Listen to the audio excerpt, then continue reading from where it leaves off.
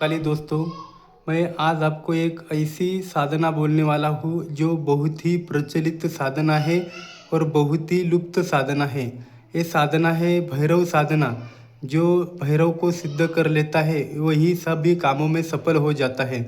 ये भैरव साधना बहुत ही उग्र साधना है। ये 21 दिनों की साधना है।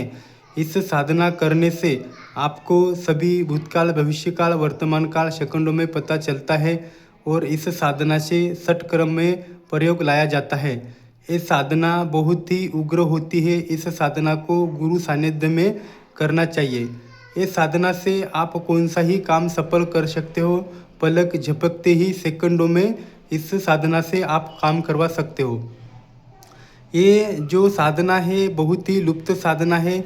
जिन लोगों के पास पहले जो वीर कंगन रहते थे उन लोगों के पास ये साधनाएं होती थी। ये साधनाएं सब शमशान क्रियाई साधना है। इस साधना बोले तो तामसिक साधना से आती है। ये साधना बहुत ही लुप्त है। इसका कोई अभी तक उल्लेख नहीं किया और कोई सामने लेके आया नहीं है, क्योंकि इस साधना से हानि और लाभ हो सकता है। इसलिए कोई गुरु ये साधना जल्दी देता नहीं है। जो साधना में सफल हो उसको भय नहीं लगता हो, और जो साधना में आसन बांधना, जो गुरु मंत्र, उत्कीलन मंत्र, बीज मंत्र, सभी सुरक्षा मंत्र आता हो तभी ये साधना करे, अन्यथा न करे। ये साधना कोई भी काम करवाने में ऐसी सक्षम है आप सोच भी नहीं सकते। ये बिल्कुल ही खतरनाक साधना है। ये साधना का विधान ऐसा है, आप कोई भी शमशान हो, शमशान में जाकर आपको पहले लाल पीले चावल का न्योता देना चाहिए। न्योता देते समय बोलना चाहिए, है भैरव, काल भैरव, मैं आपको साधना सिद्धि में सफल करना चाहता हूँ और आप कृपया मेरे को दर्शन देके सिद्धि प्रदान करें। ऐसा बोल के शमशान में अमावस के दिन आना पड़ता है और आपको वहाँ पे भोग रखना पड़ता है। 2 मीठे पान और 2 बूंदी के लड्डू, 2 दारू के पौवे, देसी दारू के पौवे, 2 अगरबत्ती, ये सभी सामग्री सामान वहाँ पे रख कर आपको वहाँ से चला आना है अमावस के दिन। तब वापस आपको दूसरे दिन जाना है शमशान में। कोई भी एक पत्थर उठाकर आपको लाना है और पत्थर उठाकर लाने से आपको वो पत्थर घर पे लाना है। वो साधना घर पे की तो भी चलती, बंद कमरे में या बाहर भी कोई निर्जन स्थान पे कर सकते हैं, नहीं तो शमशान में भी आप साधना सफल कर सकते हो। जब आप घर पे आएंगे तब आपको एक हल्दी कुमकुम गुलाल का गोल घेरा बनाना है। उस घेरे के अंदर आपको वो पत्थर रखना है। उस पत्थर को आपको काला कलर देकर उसके सामने सरसों का तेल का दीपक लगाना है। आपको रोज़ाना रात्रि 9 बजे से आगे 108 बार मंत्र पढ़कर उसके सामने 2 मीठे पान, 2 लवंग और 2 दारू के पौवे और 2 बूंदी के लड्डू आपको रखना है। और बाद में आपको रोज़ाना ऐसे 21 दिनों तक मंत्र जप करना है। जब तक वो पत्थर आपको ज़मीन के ऊपर उठता नहीं तब तक आपको जप करना है। 21 दिनों के अंदर उठ जाता है। ये परीक्षित विधान है, गुरुमुखी विधान है, लुप्त विधान है। इसको बहुत काला कोकनिया भी बोलते हैं, कलवा भी बोलते हैं और भैरव भी बोलते हैं।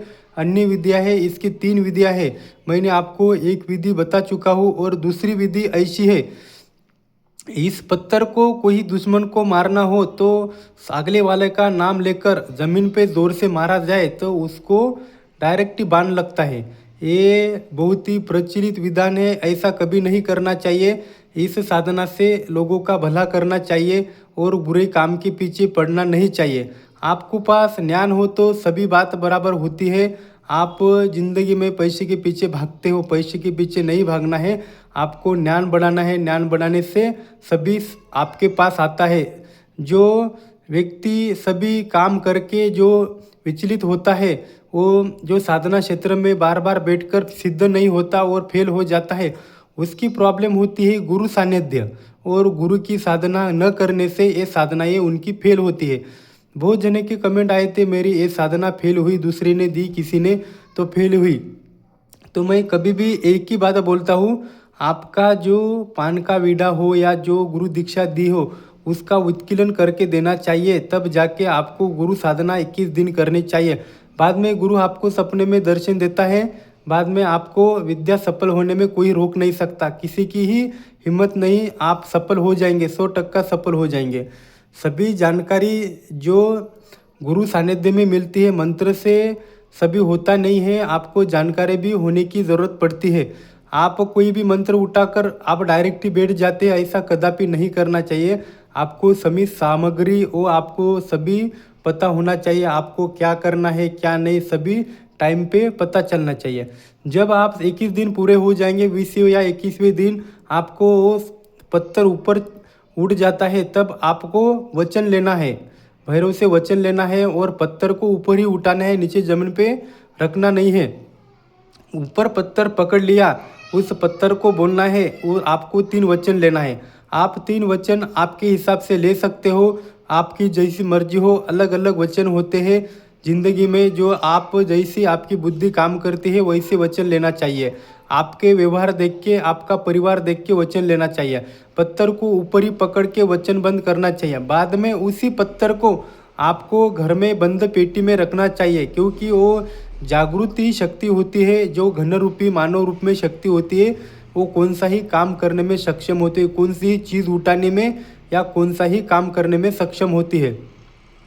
आपको उसको कैसे चलाना है, उस शक्ति को चलाना हो तो आपको शमशान में पहले जो आप डायरेक्ट उसको चला सकते हैं, कोई सेकंडों में काम कर सकते हैं।